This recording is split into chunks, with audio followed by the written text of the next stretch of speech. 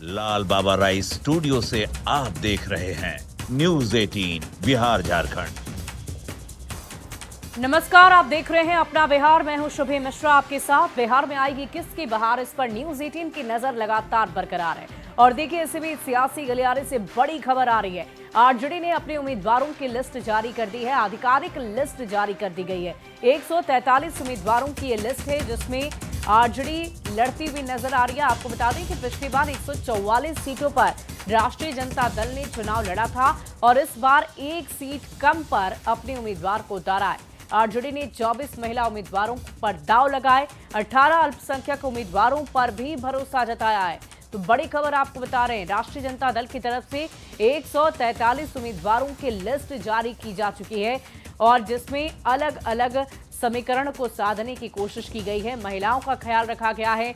A to Z की party जो दावा राष्ट्रीय जनता दल करती है, उसे भी दिखाने की, दर्शाने की कोशिश की गई है और इसकी आधिकारिक तौर पर सूचना दी गई है कि 143 उम्मीदवार राष्ट्रीय जनता दल के चुनावी रणभूमि में उतरेंगे। आपको बता दें कि पिछली दफा यानी कि साल 2020 में जब चुनाव हुआ था, तो उस दौरान राष्ट्रीय जनता दल ने अपने 144 प्रत्याशियों को उतारा था, लेकिन इस बार एक कम यानी कि 143 उम्मीदवारों को चुना गया है राष्ट्रीय जनता दल की तरफ से, ताकि वो चुनावी रणभूमि में उतरे और जीत का परचम लहराए। तो देखिए, वारसिलीगंज से अनीता देवी महतो को उम्मीदवार बनाया गया है। इसके अलावा हम आपको ये भी बता दें कि किसे कहां से मिला है। तेजस्वी यादव सबसे पहले बात कर लें, उन्हें राघोपुर से उम्मीदवार वो बने हैं। इसके अलावा अगर बात कर लें रेणु कुशवाहा की, तो उन्हें भी उम्मीदवार बनाया गया है। अब्दुल शुभान बायसी से उम्मीदवार बनाए गए हैं। इसके साथ ही अन्य उम्मीदवारों की चर्चा कर लें, अमर पासवान बोचहां से बनाए गए हैं। तो कुल मिलाकर ऐसी 143 सीटें हैं। वारसिलीगंज से अनीता देवी महतो उम्मीदवार बनाई गई हैं। इसके साथ ही शैलेंद्र प्रताप सिंह दरैया से उम्मीदवार बनाए गए हैं। इसके अलावा गौतम कृष्णा महिषी से राष्ट्रीय जनता दल के उम्मीदवार हैं। इसके अलावा जयप्रकाश यादव झाझा से उम्मीदवार बनाए गए हैं। साथ ही विनोद मिश्रा अलीनगर से बनाए गए हैं उम्मीदवार और रवि रंजन कुमार अस्थावा से। इसके बाद जानकारी आ रही है बोगो सिंह को मटिहानी से टिकट दिया गया है राष्ट्रीय जनता दल की तरफ से। और साथ ही साथ हम आपको ये बता दें कि बोगो सिंह को मटिहानी से टिकट मिला है, उम्मीदवार वो बनाए गए हैं। ललित यादव दरभंगा ग्रामीण से बनाए गए हैं उम्मीदवार। तो ऐसे ऐसे करके एक एक सीटों की जानकारी हम आपको दे रहे हैं। बबलू कुशवाहा कुढ़नी से विधानसभा के उम्मीदवार बनाए गए हैं राष्ट्रीय जनता दल की तरफ से। फराज फातमी केवटी से उम्मीदवार राष्ट्रीय जनता दल की तरफ से बनाए गए। इसके अलावा निरंजन राय की बात करें तो वो गायघाट से उम्मीदवार बनाए गए। साथ ही साथ यूसुफ सलाउद्दीन सिमरी बख्तियारपुर से उम्मीदवार बनाए गए। समीकरण को साधने की पूरी कोशिश हुई है। माला पुष्पम हसनपुर से। इसके अलावा चंद्रशेखर मधेपुरा से उम्मीदवार बनाए गए। साथ ही साथ संध्या रानी कुशवाहा मधुबन से। इसके अलावा अगर बात की जाए अरुण गुप्ता की, तो उन्हें बढ़रिया से उम्मीदवार बनाया गया है। मुन्ना यादव को मीनापुर से उम्मीदवार बनाया गया है। साथ ही ओसामा शहाब को रघुनाथपुर से।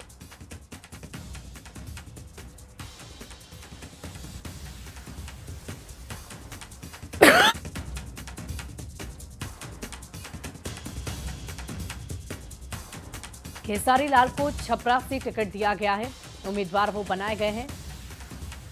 इसके अलावा सुरेंद्र राम गरखा से उम्मीदवार बनाए गए हैं। साथ ही आपको बता दें कि विशाल जायसवाल को महाराजगंज से टिकट दिया गया है राष्ट्रीय जनता दल की तरफ से। श्रीकांत यादव को एकमा से दिया गया है और चांदनी देवी सिंह को बनियापुर से टिकट मिला है। साथ ही बैजंती देवी की खबर आ रही है, अतरी से उन्हें उम्मीदवार बनाया गया है। और देखिए, मुकेश सहनी की पार्टी को बड़ा झटका लग गया है। तारापुर से सकलदेव बिंद ने नाम वापस लिया। वीआईपी के उम्मीदवार थे सकलदेव बिंद। उप मुख्यमंत्री सम्राट चौधरी का समर्थन किया है। बड़ी खबर आपको बता रहे हैं, मुकेश सहनी की पार्टी को बड़ा झटका। इस वक्त की बड़ी जानकारी आपको दे दें, पार्टी को एक बड़ा झटका लग गया है। तारापुर से सकलदेव बिंद के नाम ने वापस उन्होंने ले लिया है। विकासशील इंसान पार्टी की तरफ से उन्हें उम्मीदवार पहले बनाया गया था, लेकिन उन्होंने अपनी उम्मीदवारी वापस ले ली है। उन्होंने उप मुख्यमंत्री यानी कि बिहार के डिप्टी सीएम सम्राट चौधरी का समर्थन कर दिया है। कुटुंबा पर किचकिच खत्म हो गई है। राजेश राम की सीट है कुटुंबा, आरजेडी ने नहीं दिए हैं उम्मीदवार। बड़ी खबर आपको बता रहे हैं। आपको बता दें कि आरजेडी से सुरेश पासवान की चर्चा थी कि वो अपना नामांकन पर्चा भरेंगे। कुटुंबा पर कांग्रेस के लिए राहत की बात है। अगर आपको याद हो तो राजेश राम ने सोशल मीडिया पर लिखा था कि अब किसी भी तरीके से बात नहीं बनेगी, अब इनकलाब होगा। विद्रोह किया और आखिरकार राष्ट्रीय जनता दल ने उन्हें दिवाली का तोहफा दे दिया। और आरजेडी के लिस्ट से सबसे बड़ा दिवाली गिफ्ट बिहार कांग्रेस के अध्यक्ष यानी कि राजेश राम को मिला है। औरंगाबाद की जिस कुटुंबा सीट को लेकर राष्ट्रीय जनता दल कांग्रेस के बीच तलवारें खिंच रही थी, सबसे ज्यादा तनाव बढ़ गया था, बातचीत तक बंद हो गई। उस कुटुंबा सीट से राष्ट्रीय जनता दल पीछे हट गया है और उसने अपना कोई भी उम्मीदवार वहां से नहीं उतारा। और ये खुशी राजेश राम के चेहरे पर देखते ही बन रही थी।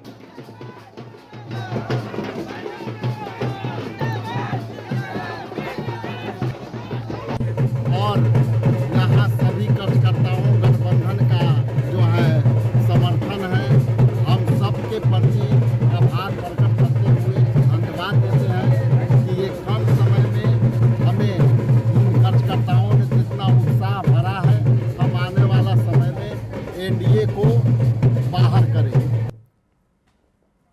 और देखिए, ऋतु जायसवाल ने निर्दलीय नामांकन किया। आरजेडी महिला मोर्चा की अध्यक्ष रही हैं ऋतु जायसवाल। परिहार विधानसभा सीट से निर्दलीय उन्होंने नामांकन कर दिया है। बड़ी खबर आपको बता रहे हैं, आरजेडी ने परिहार से स्मिता पूर्वे गुप्ता को टिकट दिया है।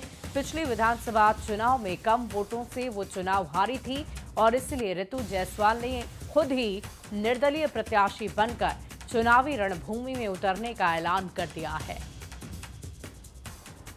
और देखिए, कांग्रेस ने भी उम्मीदवारों की 5 लिस्ट जारी कर दी है। कुल 61 उम्मीदवारों की घोषणा की गई है। 61 सीट पर चुनाव लड़ रही है कांग्रेस। बड़ी खबर आपको बता रहे हैं, इस वक्त की बड़ी जानकारी आप तक पहुंचा रहे हैं। कांग्रेस की तरफ से भी 61 सीटों पर लड़ने का ऐलान कर दिया गया है।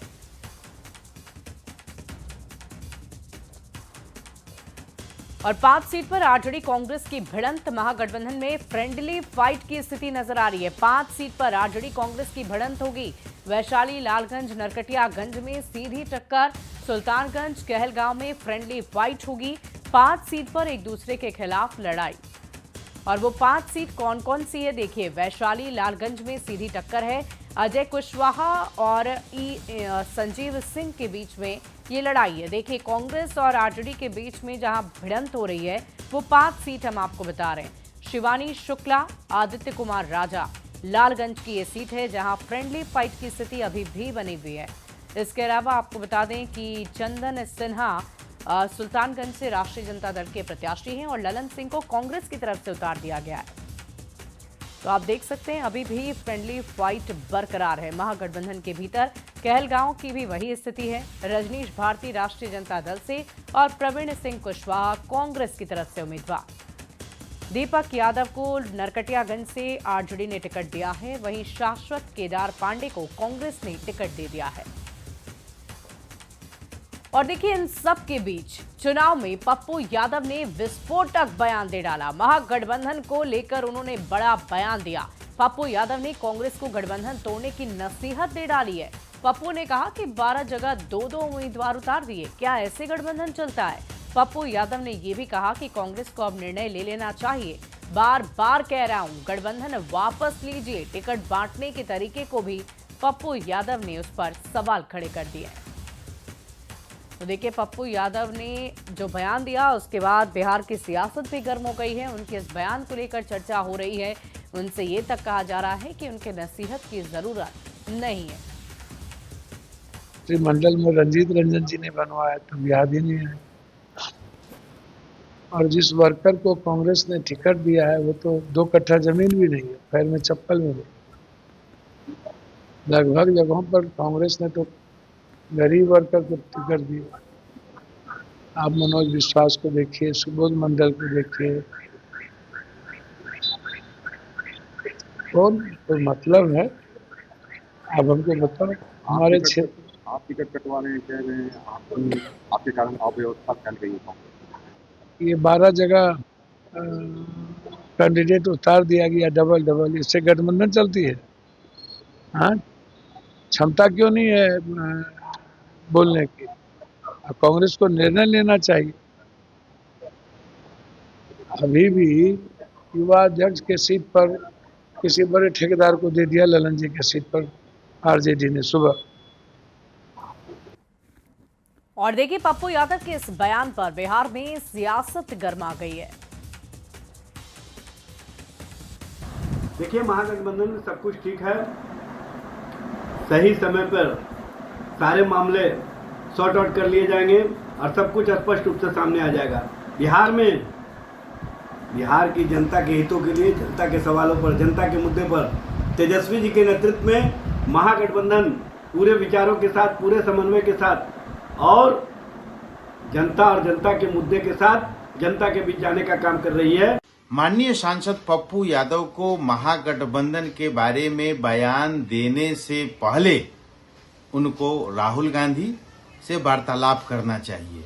जिस प्रकार से महागठबंधन में खंड खंड महागठबंधन का स्वरूप दिखाई पड़ रहा है, उसके लिए स्वयं महागठबंधन के नेताओं का जो आपसी क्लेश है वह जिम्मेवार है।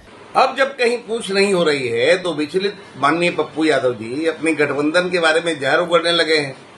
पप्पू जी, आप उस वक्त कहाँ थे जब ठगों का सरगना एकजुट हो रहा था? आपको तो न कांग्रेस ने लिफ्ट दिया न राजद ने। वे पेंदी के लोटा की तरह इधर उधर लुढ़कते रहे।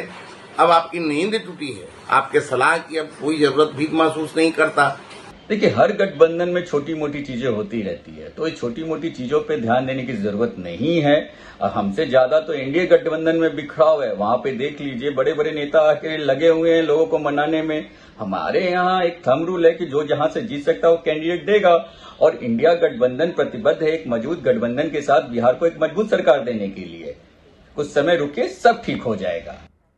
और बिहार के युवा क्रिकेटर वैभव सूर्यवंशी बने बिहार चुनाव में फ्यूचर वोटर आइकॉन। विधानसभा चुनाव में मतदाता विशेषकर युवाओं में जागरूकता बढ़ाने के उद्देश्य से ये पहल की गई है। बिहार क्रिकेट एसोसिएशन के अध्यक्ष हर्षवर्धन ने वैभव सूर्यवंशी को बधाई भी दी है। तो ये बड़ी खबर आपको बता रहे हैं, इन्हें आइकॉन बनाया गया है ताकि लोगों को ये जागरूक कर सकें, खासकर युवा वर्ग जो फर्स्ट टाइम वोटर्स हैं उन्हें जागरूक कर सके ताकि वो मतदान केंद्रों तक पहुंचे और मतदाताओं को उनके मताधिकार के बारे में पूरी विस्तृत जानकारी दे सके।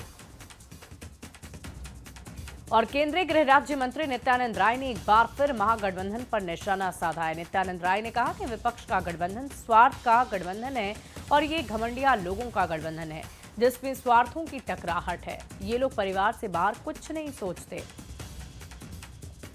पहले भी कहा हूँ कि आरजेडी, कांग्रेस या कम्युनिस्ट जो घमंडिया गठबंधन है उसका मामला है, या मामला हमारा नहीं है। लेकिन जो दृश्य उत्पन्न उन लोगों ने किया है उससे साफ जाहिर है कि वहाँ स्वार्थ की टकराहट है, स्वार्थ के लिए गठबंधन है। आरजेडी और कांग्रेस परिवारवादी पार्टी है, परिवार से बाहर सोचती नहीं है। उसके संस्कार में भ्रष्टाचार है, घोटाला है, अपराधियों को संरक्षण देने का है। बढ़ते आगे, बेगूसराय के तेगड़ा से बीजेपी के बागी उम्मीदवार ललन कुमार ने नामांकन वापस ले लिया है और बीजेपी के उम्मीदवार रजनीश कुमार सिंह को समर्थन दे दिया है। वहीं इस मौके पर केंद्रीय मंत्री गिरिराज सिंह ने कहा कि महागठबंधन नाम की कोई चीज ही नहीं है, ये परिवारवादी पार्टियों की प्राइवेट लिमिटेड कंपनी है जिसमें उम्मीदवारों से भी पैसे लिए जा रहे हैं। नाम की कोई चीज नहीं है। मैं कल भी कहा, ये लालू जी का प्राइवेट लिमिटेड कंपनी है, तो कंपनी के खिलाफ भी विद्रोह है। कंपनी पैसा ले रहा है, उसमें संजय यादव का नाम आ रहा है, तेजस्वी यादव का नाम आ रहा है, और लालू जी धृतराष्ट्र की भूमिका में देख रहे हैं। उनकी पार्टी छत बिछत हो गई है। कांग्रेस की वही स्थिति है, कम्युनिस्टों की वही स्थिति है। बीजेपी के प्रदेश अध्यक्ष दिलीप जायसवाल ने राहुल गांधी पर हमला बोला है। उन्होंने कहा कि राहुल गांधी ने जननायक कर्पूरी ठाकुर की उपाधि को चुराने का काम किया। करेंगे तब चुनाव का प्रचार शुरू करेंगे। तो एक तरफ नरेंद्र मोदी जी का ये विचार कि जननायक कर्पूरी ठाकुर जी को पहले उनके गांव में जाकर श्रद्धांजलि अर्पित करके 24 अक्टूबर को समस्तीपुर और बेगूसराय में जनसभा करेंगे और वहीं पर राहुल गांधी और इंडी गठबंधन जननायक का ही उनका जो है और वो जो उनको सम्मान मिला है उसको छीनने का प्रयास कर रहा है। और इसी बीच एक बड़ी खबर का रुख करते हैं। दिवाली के बाद पीएम मोदी बिहार में तूफानी चुनाव प्रचार प्रसार की शुरुआत करने जा रहे हैं। पीएम मोदी 24 अक्टूबर से चुनाव प्रचार की शुरुआत करेंगे। बिहार बीजेपी के अध्यक्ष दिलीप जायसवाल ने इस बाबत जानकारी दी है। पीएम का चुनाव अभियान जननायक कर्पूरी ठाकुर की धरती समस्तीपुर से शुरू होगा और सबसे पहले पीएम मोदी कर्पूरी ठाकुर के गांव जाकर उन्हें श्रद्धांजलि अर्पित करेंगे। विपक्ष के साथ जनता को एक बड़ा संदेश भी देंगे। स्वतंत्रता सेनानी, शिक्षक, राजनीतिज्ञ और बिहार के दूसरे उप मुख्यमंत्री और 2 बार मुख्यमंत्री रहे कर्पूरी ठाकुर की जनता के बीच लोकप्रियता के चलते जननायक कहकर संबोधित किया जाता है। 2024 के लोकसभा चुनाव से ठीक पहले केंद्र की मोदी सरकार ने मरणोपरांत कर्पूरी ठाकुर को भारत रत्न की उपाधि से सम्मानित किया। इसके बाद केंद्र में एक बार फिर से एनडीए की सरकार बनने पर नीतीश कुमार की सलाह पर कर्पूरी ठाकुर के बेटे रामनाथ ठाकुर को केंद्रीय मंत्री भी बनाया गया। बिहार विधानसभा चुनाव के मद्देनजर पीएम नरेंद्र मोदी भी यात्रा करने वाले हैं, यानी चुनाव प्रचार करने वाले हैं। बीजेपी प्रदेश अध्यक्ष हमारे साथ हैं। पीएम की यात्रा बिहार में हो रही है और चुनाव के मद्देनजर, एनडीए के मद्देनजर कितना महत्वपूर्ण है? दुनिया के सर्वाधिक लोकप्रिय नेता और देश के यशस्वी प्रधानमंत्री 24 अक्टूबर को चुनावी प्रचार अभियान की शुरुआत कर रहे हैं और प्रधानमंत्री श्री नरेंद्र मोदी जी की सोच, सामाजिक न्याय और सबसे पहले प्रधानमंत्री जी कर्पूरी ग्राम जाएंगे। भारत रत्न जननायक श्री कर्पूरी ठाकुर जी को श्रद्धांजलि अर्पित करके तब चुनावी प्रचार का शुरुआत करेंगे और उनका 2 जनसभा 24 अक्टूबर को है। एक समस्तीपुर में है और दूसरा बेगूसराय में है। वहीं पर आपने देखा कि राहुल गांधी की सोच, इंडी गठबंधन की सोच कि जो जननायक कर्पूरी ठाकुर जी के साथ जननायक का सम्मान लगा हुआ है, राहुल गांधी ने उसको छीनने का प्रयास किया और राहुल गांधी ने अपने पीछे जननायक लगा लिया। तो एक तरफ राहुल गांधी जी कर्पूरी ठाकुर जो दलितों के, पिछड़ा के, अति पिछड़ा को सशक्तिकरण का काम किया, उनके जननायक को भी छीनने का प्रयास राहुल गांधी ने किया और लोगों ने जननायक राहुल गांधी कह दिया। वहीं पर नरेंद्र मोदी जी की सोच कि जननायक कर्पूरी ठाकुर जी को श्रद्धांजलि अर्पित करके वो सभा की शुरुआत करेंगे। एक महत्वपूर्ण सवाल, 2 चरणों में चुनाव हो रहे हैं। नाम वापसी की भी आज आखिरी तारीख है। महागठबंधन की अगर हम बात करें तो 2 उम्मीदवार कई जगह चुनावी मैदान में हैं। तो क्या लगता है कि एनडीए के साथ महागठबंधन का कितना कड़ा मुकाबला होगा? देखिए, अब तो स्पष्ट हो गया कि महागठबंधन में जिस तरह का सिर फुटौल है, एनडीए का अब किसी से कोई मुकाबला नहीं है। और वैसे भी लोकप्रिय हमारे मुख्यमंत्री ने जो विकास के काम किए हैं और आदरणीय श्री नरेंद्र मोदी जी ने जो बिहार को विशेष पैकेज देकर और बिहार के तरक्की के लिए, विकसित बिहार के सपना को पूरा करने का काम किया है, मतदाता मन बना चुकी है। फिर से एक बार एनडीए सरकार।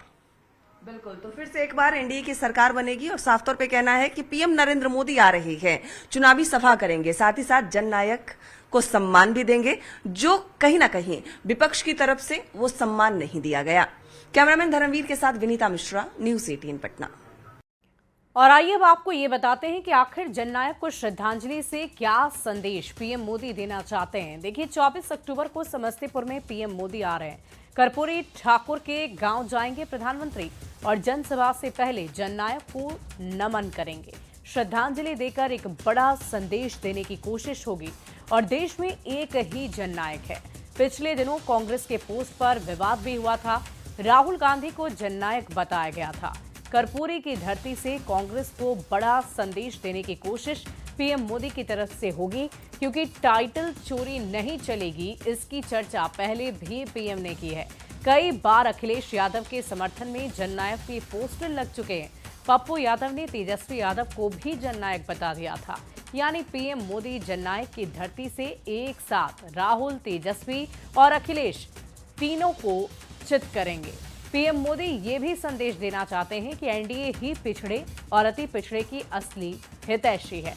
और फिलहाल हमारे इस बुलेटिन में अभी के लिए बस इतना ही। आप बने रहें न्यूज़ 18 बिहार झारखंड के साथ।